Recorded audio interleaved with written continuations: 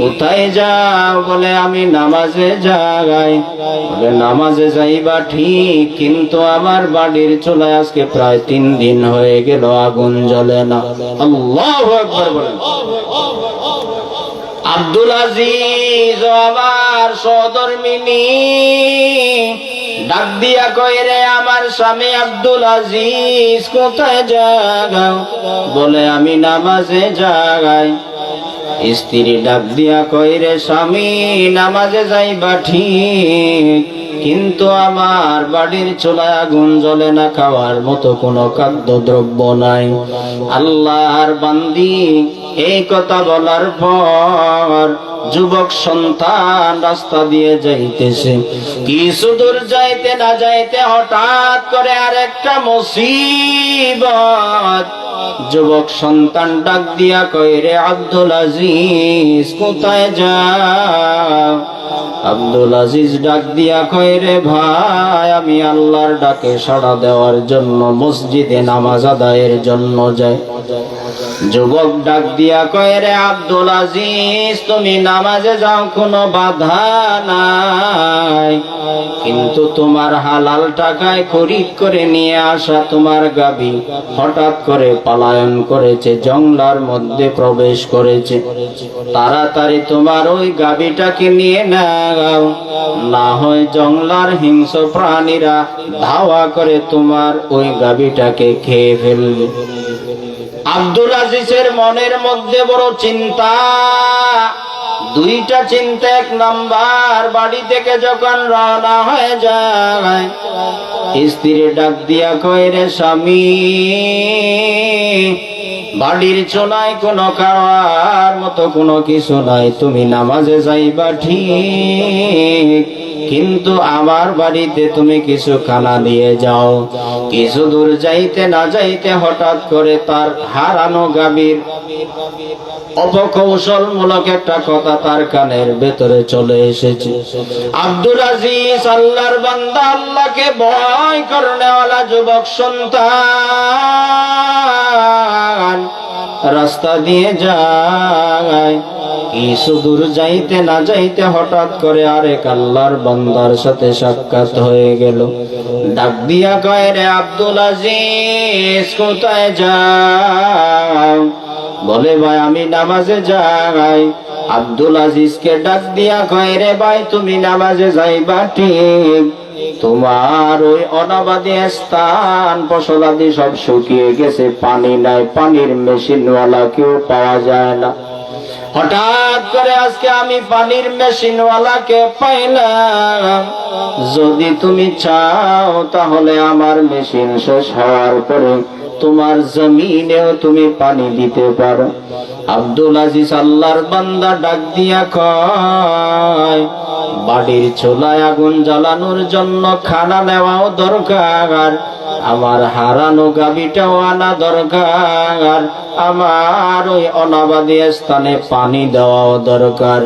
এদিকে আজানের আওয়াজ, হাইয়া আলাস সালাহ, হাইয়া আলাস সালাহ।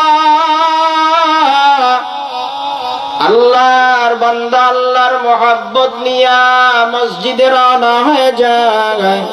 মসজিদে ঢুকিয়া কুদরতি পায়ে সেজদা দিলেন আর নামাজ আদায় করলেন। মুনাজাত দিয়া আমার আল্লাহর ডাক দিয়া বলে, রে রব্বুল আলামিন 3টা মুসিবত মাথায় নিয়ে আমি তোমার দরওয়াজায় হাজির। ও আল্লাহ আমি মুসিবত নিয়ে তোমাকে ভুলি নাই, ও আল্লাহ তুমি আমাকে ভুলিও না। আল্লাহ তাআলার কাছে নামাজ পড়িয়া মুনাজাত দিয়া সাহায্য চাইলেন। আল্লাহর বান্দা আব্দুল আজিজ যুবক সন্তান এবার পা পা করে হাঁটি হাঁটি মসজিদের দিকে রওনা হওয়ার পরে বাড়ির দিকে রওনা হয়ে যায়। বাড়িতে আইসা দেখে তার হারানো গাভী কুটির গুড়ায় বাঁধা। স্ত্রীর ডাক দিয়া কয়, রে আমার স্ত্রী আমার এই হালাল টাকায় খরিদ করে নিয়ে আসা গাভী তো হারায় গেছিল, কিন্তু আজকে কেমন জানে ওই হারানো গাভীকে আমি চোখের সামনে দেখতে পাইলাম। আল্লাহর বান্দি ডাক দিয়া কয়, রে আমার আদরের স্বামী, শুনিয়া না, তুমি মসজিদ থেকে আসার খানিকটা সময় পূর্বে ওই হারানো গাভীকে একটা জংলার বাঘ ধাওয়া করতেছিল। আল্লাহ তাআলার কুদরত, বলে ওই বাঘ গাভীকে দাওয়া করে খাওয়ার জন্য না, ওই বাঘ গাভীকে দাওয়া করার একটাই কারণ, আব্দুল আজিজের খুঁটির গোড়া যেন গাভীকে পৌঁছা দেয়। সুবহানাল্লাহ বলেন, আরো জোরে বলেন সুবহানাল্লাহ। আল্লাহর বান্দা ডাক দিয়া কয়, আলহামদুলিল্লাহ, শুকর। আল্লাহর শুকরিয়া আদায় করলেন। এরপরে স্ত্রীর ডাক দিয়া কয়, রে আমার সুন্দরী রমণী রূপসী, আমার মহাব্বতের স্ত্রী, খানা তো এখনো আমি আনলাম না, বাজারও গেলাম না, টাকা নাই, কিন্তু কেমন জানি তুমি আমার জন্য খানা নিয়ে নাস্তা নিয়ে রেডি হয়ে আছো, কারণটা কি তো বুঝলাম না। আল্লাহর বান্দি চোখের পানি ফেলাইয়া ডাক দিয়া কয়, রে স্বামী, আল্লাহর এক আগন্তক গোলাম বস্তা নিয়ে আটা নিয়ে এসেছে, আর বলেছে আব্দুল আজিজ আসলে আমার সালাম বলিও। এই আটার বস্তা তোমাকে হাদিয়া দিলাম, যদি শেষ হয়ে যায় চেষ্টা করব শেষ হওয়ার আগে তোমাদের সাথে সাক্ষাৎ করার জন্য।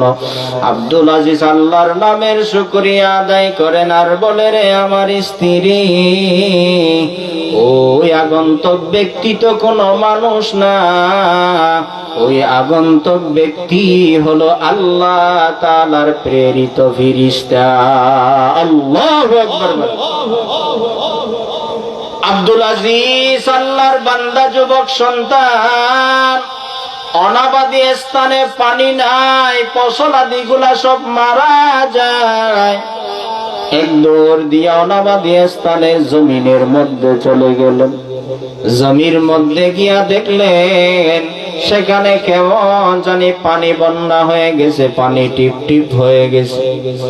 স্ত্রীকে ডাক দিয়া বলে, রে স্ত্রী, আমি তো মেশিনওয়ালা দিয়া পানি দে না। পার্শ্বে জমিনওয়ালাকে ডাক দিয়া কই, রে ভাই, তোমার জমিনের মধ্যে মেশিন লাগায় তুমি পানি দিলা, কিন্তু আমি তো নামাজের ব্যস্ততার কারণে পানিও দিতে পারলাম না। আমার এই জমিনের মধ্যে পানিতে ভরপুর, কারণটা কি? আল্লাহর বান্দা যুবক সন্তান ডাক দিয়া কয়, রে আব্দুল আজিজ, শুনিয়া নাও, আমার জমিনের মধ্যে পানি বেশি হওয়ার কারণে একটু আইল কাটলাম, ওই আইল কাটার কারণে একটু পানিতে বেশি বরকত হয়ে গেল। আল্লাহর বান্দা, আমি বুঝাইতে চাই, ওই যুবক আব্দুল আজিজ আল্লাহ তাআলার সাহায্যের আশায়, আমার আল্লাহ তাআলার সাহায্যের আশায় তিনটা মুসিবতকে মাথায় রেখে আমার আল্লাহ তাআলাকে ভুলেন নাই। ও বান্দা, তুমিও যদি আমিও যদি আল্লাহ তাআলার সাহায্যের আশায় নামাজ আর ধৈর্যের সমন্বয়ে সামন দিকে আগায় যাও, আল্লাহ তাআলা আমাকে আপনাকেও কুদরতি তরফ থেকে হেফাজত করবে। রাজি আছি তো ভাই ইনশাআল্লাহ? এই নামাজ এটা এমন এক গুরুত্বপূর্ণ আমল, বলে বাইনাল আবদি ওয়া বাইনাল কুফরি তারকুস সালাহ। বেদিন, মুশরিক, ইহুদি, নাসারা, ফুজ্জার, তাদের আর মুমিন সচ্চা ঈমানওয়ালার মধ্যে পার্থক্য বলে নামাজ। বেনামাজি বলে কারা? বেনামাজি যারা ঈমান নাই, ঈমান হারা, বেদিন, তারা নামাজ পড়ে না। মুসলমান যারা আছে তারা কিন্তু নামাজ ছাড়ে না। এখন আমরা মুসলমান ব্যানার লাগাইলাম, নবীর উম্মত ব্যানার লাগাইলাম, আমিও যদি 5 বেলার আজানের আওয়াজ কানে আসার পরে দুনিয়ার ব্যস্ততায় লেগে যায়, তাহলে কি আল্লাহর সাহায্য আসবে? কথা বলেন, রাজি আছি তো ভাই ইনশাআল্লাহ? প্রত্যেকে 5 বেলার নামাজের জন্য রাজি আছি তো ইনশাআল্লাহ? রাসূল আরবি সাল্লাল্লাহু আলাইহি ওয়াসাল্লাম বলেন, যে বান্দা তুমি তাকবীরওয়ালার সাথে 5 বেলার নামাজ ধারাবাহিকতার সহিত 40 দিন আদায় করবা, তোমাকে আল্লাহর তরফ থেকে 2টা পরওয়ানা পুরস্কার দেওয়া হবে। 1 নাম্বার বারাআতুম মিনান নার ওয়া বারাআতুম মিনান নিফাক, জাহান্নামীদের লিস্টি থেকে নাম কেটে জান্নাতীদের লিস্টিভুক্ত করা হবে। 2 নাম্বার মুনাফিকদের লিস্টি থেকে নাম কেটে সচ্চা প্রকৃত ঈমানওয়ালাদের লিস্টিভুক্ত করা হবে। আল্লাহ তাআলা আমাদের প্রত্যেককে 5 বেলার নামাজ জামাতের সাথে তাকবীরওয়ালার সাথে ইহতিমামের সাথে আদায় করার মতো আল্লাহ তৌফিক দান করেন। ওয়া আখিরু দাওয়ানা আলহামদুলিল্লাহি রাব্বিল আলামিন। যতটুকু বলা হয়েছে প্রত্যেককে ইখলাসের নিয়তে আমলের তৌফিক দান করেন। আসসালামু আলাইকুম ওয়া রাহমাতুল্লাহি ওয়া বারাকাতুহু।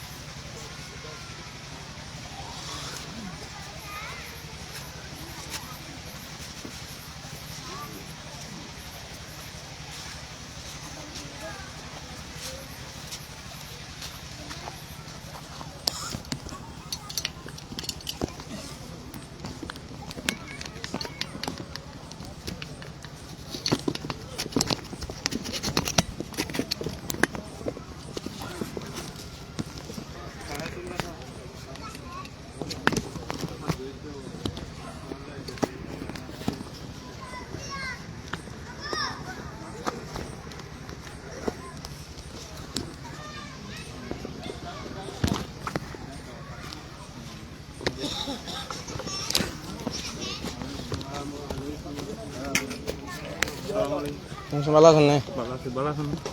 বিকালে ফেলাম ক্যামেরা দেওয়া নাই কেন জানি না ভালো ইবে পুরো নিয়ে আসবে কারণ মানুষের রাখুন